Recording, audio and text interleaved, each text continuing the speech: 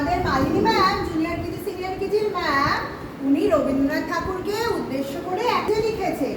হ্যাঁ, তোমরা শোনো ম্যাম কেমন কবিতা লিখেছেন ওনাকে উদ্দেশ্য করে। কেমন? ছোট্টবেলার গান, কবিতা, পাঠ্য হোক বা গল্প লেখা, ঠিক যখন বুঝিনি তখন থেকে খা নৃত্য সঙ্গীত। ভোরের বেলা সাদা জামায়, সাদা ফুলে সাদা মেলা মালায়, বাবার সুরে মিশেই গেছে তোমার সুর। তখন থেকেই তোমার লেখা নৃত্য সঙ্গীত। কৈশোরের দস্যিপনা, কৌতূহলের আনাগোনা, নাচের মঞ্চে তোমার ছন্দে আমার কীর্তি।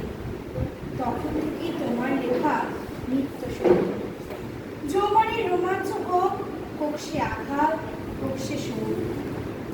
গেল, শেষ। তুমি সামনে দিয়ে, ক্যামেরার সামনে দিয়ে বেরিয়ে গেলে।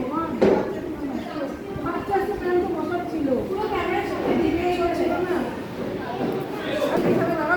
আমার জায়গাটা একটা ঠাকুর বলছে ছোট্টবেলার গান, কবিতা, পাঠ্য হোক বা গল্প লেখা, ঠিক যখনও বুঝিনি তখন থেকেই তোমার লেখা নৃত্য সঙ্গীত।